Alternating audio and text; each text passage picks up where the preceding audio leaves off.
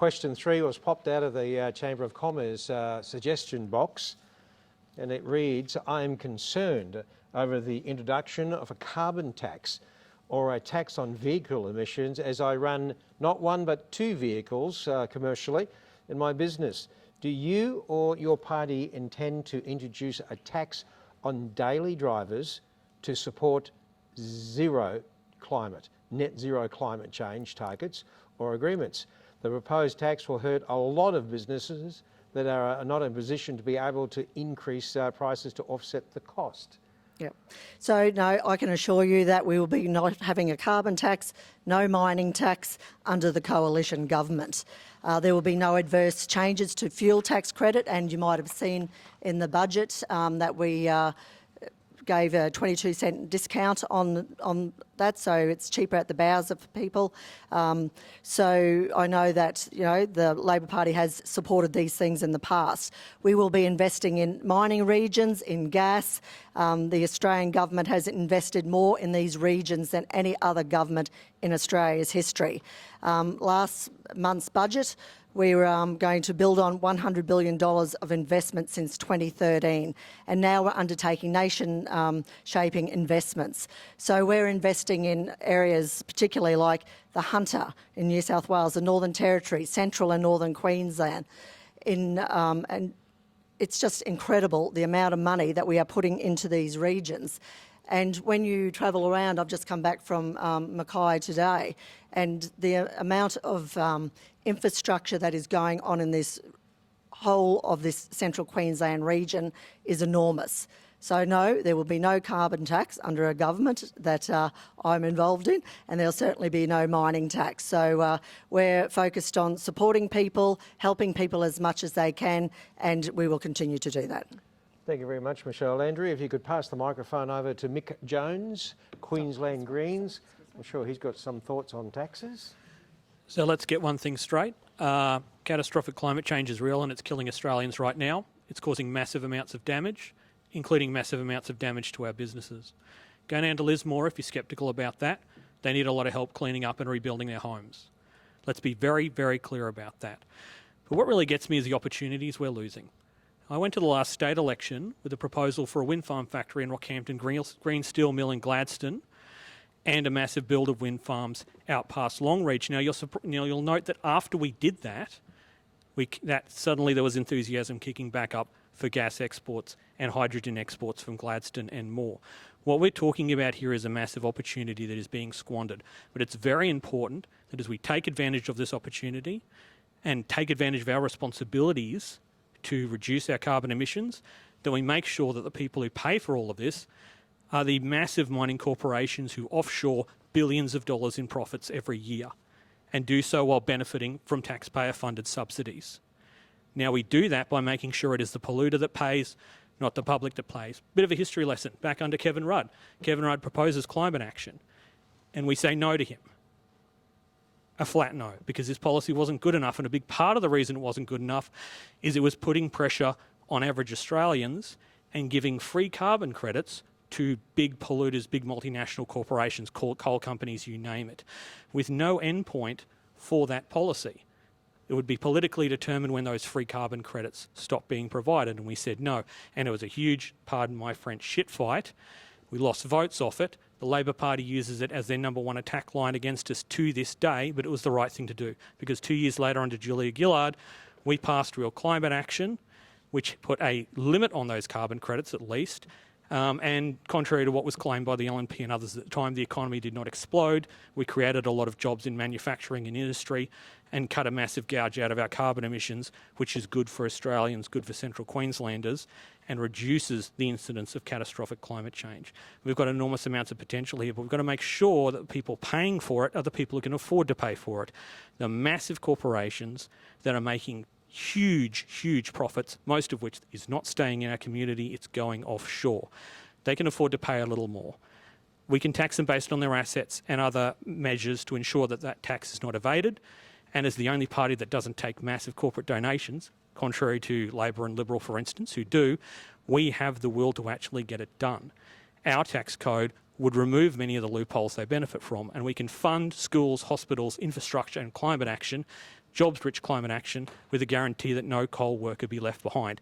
And along the way, of course, your vehicle fleet, we have to make sure that we're reforming the automobile fleet, but leaving room and support for people running vehicles in a business. There's some decent diesel electric hybrids coming off the lines, but we absolutely want to support small business owners in particular.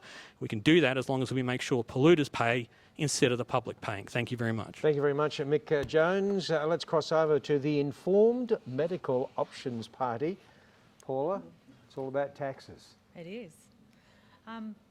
I'm someone that actually believed in the actual climate having a problem once upon a time.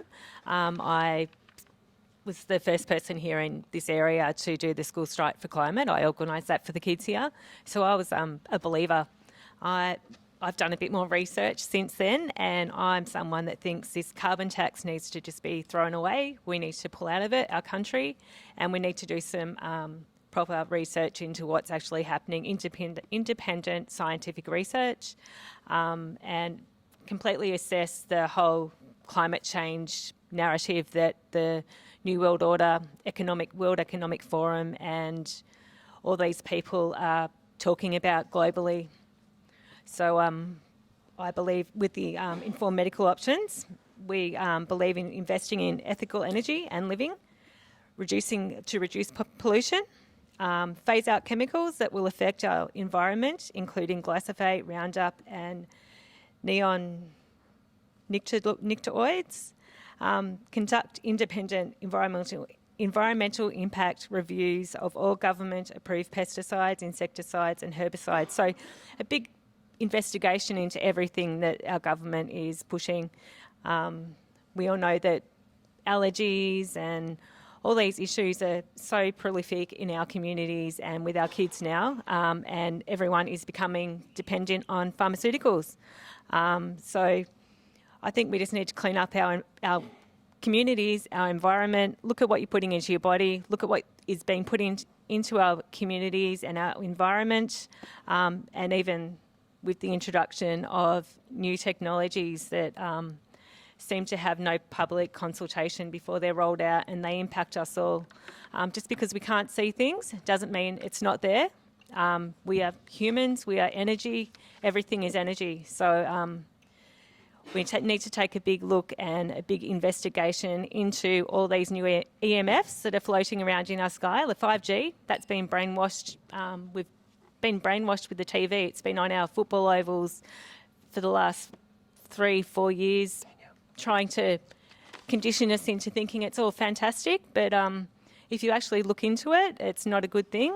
I'm a mum, that's why I'm doing this. I'm really quite concerned about the future for all our children. And people need to actually start looking at these big issues and actually looking in the opposite direction. If it's coming off your TV and they're telling you it's a problem, maybe do your own research, and it's probably exactly the opposite. Thank you. Thank you very much, Paula. Zteven Whitty, what are we going to do about this man with his 2 trucks? How are we going to help him? He runs 2 vehicles. I think he might be fortunate to have 3 or 4 or 5, but who knows? Well, I have 2 vehicles myself, and I'm concerned about this issue, so I'll get straight into it.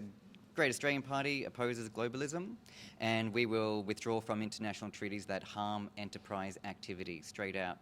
This includes net zero climate change targets as per the question. I highly recommend people look into the original creator of the Weather Channel for further information on that one. One of our key policies is import replacement, and we will restructure tax, banking, finance and training and reduce energy costs so as to allow Australian businesses, irrespective of how big and small, the commercial ability and market space to compete on a true level playing field. Great Australia Party acknowledges small business as a major employer. So as much as they might be small, they are quite a major employer. It's major in the idea of what life value they hold, and therefore policies affecting it have a deep and direct impact to the livelihoods of its constituents. We believe laws and regulations should be curtailed and structured to encourage new and exciting business, along with ensuring fair competition to flourish. To be precise, Great Australia Party wholly supports the reduction of pretty much the elimination of taxes and charges, especially crippling fuel prices that hinder industry and small to medium businesses. One final point, because there's not much to say further on this topic right now. It's an honour to be able to be sitting at this panel But it's also unfortunate for those that haven't got the history of able to make reference to that which is their achievement in where they're making reference to their position in a government where the budgets are available to them to make reference to that. However, I would like to acknowledge amazing Michelle for the work that she has done, irrespective of what's going on. She is a fellow woman in our community, and she's putting herself forward and doing everything she's doing. So, whatever happens, Michelle, you're one of us. Thank you. Thanks very much, Stephen, for being so candid. It's very, very good. Nathan, here we go. Mate, how are we going to help this fella out with his trucks? Well, the question's a good one, because the question is asking, what's coming down the pipeline? What is your party going to deliver in 6 months' time? It's a question that many of us are asking of the LNP. Put out a budget, 6 months. What's coming down the pipeline? And your question hits that right on the head. No one's talking about the economic crisis that this country is facing. It is a tsunami. The first waves are already here, but the largest wave is coming. So the United Australia Party will not be increasing or introducing a carbon tax. We will, unlike just giving you 6 months reprieve on the fuel at the Bowser, we're going to freeze that excise fuel tax permanently, because there is something coming down the tunnel at all Australians. It's going to hit our homes, it's going to hit your business, whether you're online, whether you've got a shop front. And so not just looking at the petrol Bowser, we're also going to introduce 20% regional tax cut for our region. We're looking at what's coming down the pipeline and the struggle that's going to hit even in regional areas, and going, well, in regional areas here, when you're running your business and your cars, there's limited access to services as opposed to in the cities. The 85% of the wealth is happening here. So we want to acknowledge that and see a 20% tax cut. So not only will we not be introducing something, but we'll be providing a 20% tax cut. We're also looking at nuclear, wanting to research into the future of nuclear. We're wanting to look at that as something that's clean, that's efficient, that's no emissions, and we are in Australia lucky enough with our uranium resources, but we need to start processing those minerals here. We need to start there are some businesses in Rocky. You can have individual in your house, and the local cost you might be paying 20 cents, on your power, on the kilowatt.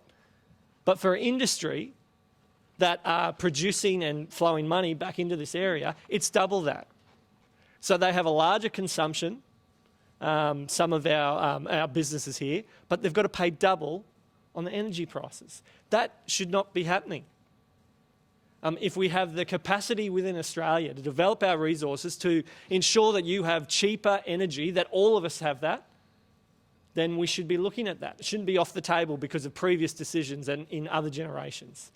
The United Australia Party is committed to seeing you through what is coming down the line. Okay, Nathan, we know that is going to be coming down the line. Very good from United Party. Let's have a chat with Russell Robertson, Australian Labor Party. How can we help this fella with his two cars? Thanks, MJ. I guess clearly, firstly, let's just be clear. Despite some of the Morrison government scare campaigns run by no one who will be identified, Matthew, you sneaky boy, there is no proposed carbon tax by the Labor Party. That's not going to happen. That's not going to happen. It's been ruled out again by as late as yesterday by Jim Chalmers. So that's not going to happen. It's important that we don't fall for the scare campaigns. We fall for the facts. And I think that's important that I leave it at that point. Mate, I appreciate that. And does Matt Canavan want to respond to that? Because your name was mentioned. Happy to go. Please grab the microphone. Yes, no inappropriate behaviour. Yeah, look, I won't take up too long, but thank you very much. Look, just briefly, Labor is proposing a new carbon tax. It's a form of carbon tax called a baseline and credit scheme. So in the original Kevin Rudd scheme, you had what's called an emissions trading scheme. That was opposed by the Greens, as Mick said, and went down. Then Julia Gillard had an actual carbon tax, and then now their proposal is to put in place a system where 215 businesses around Australia will be required to buy carbon credits every year. And they'll have to buy more and more of them as the Labor Party reaches its net zero target. Those businesses, those 215 businesses, include 50 coal mines around Australia, of course including almost all of the coal mines here in the Bowen Basin. They include the magnesium plant at Parkhurst. Down the road at Gladstone, the businesses include the LNG plants, the chemical plant, the cement plant, the alumina refineries and the aluminium smelter. There are tens of thousands of jobs here in central Queensland that would be, a new burden would be imposed by a Labor government with this new form of carbon tax that is in black and white in Labor's policy. Fantastic. I appreciate that. And Mate, that will hit central Queensland worse than any other Your place. time's up. It's all good. Mate, you had a good run. Give him a hand. Please don't mention Matt Canavan again. He may want to have a recourse. We could be here forever. But anyway, it's a bit of fun lightening up the field. Thanks very much, Matt. Let's have a chat with Kylee from One Nation. I've clearly missed something here because I thought this was a simple question. My answer is absolutely not. We will not introduce a carbon tax on vehicle emissions. I like it. Simple and to the point. Kylee, is there anything else you'd like to add to that? Or No, that? thank you. That was the question. Give her a hand, ladies and gentlemen. To the point. Simple done. Good. Zteven Murphy. Thank you very much. Do I get more minutes now, do I? No. No, I get more on my next one. Oh, okay. Credit, yeah. So number one, the Liberal Democrats, we do not support the introduction of a new tax, period. We are a low tax party. The Liberals, the Liberal Party like to say they are the low tax party, but we are the low tax party.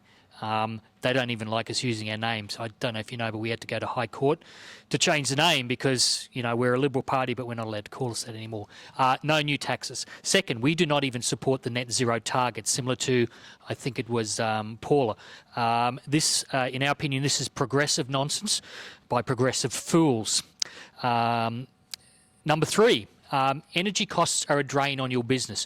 What this gentleman who wrote this question is saying is absolutely true. Taxes and energy are a cost to your business. The Liberal Democrats want to make energy cheaper. We support the coal industry and initiatives to make Australia energy dependent. And to follow up on what Nathan was saying, we support removing the blanket ban on nuclear energy. We just want people to start talking about it. It is the most efficient carbon neutral energy source currently in existence. According to the DFAT, I mean, we have 30%, exactly what Nathan said. We have a lot of uranium here. We should be at least considering it as an energy source.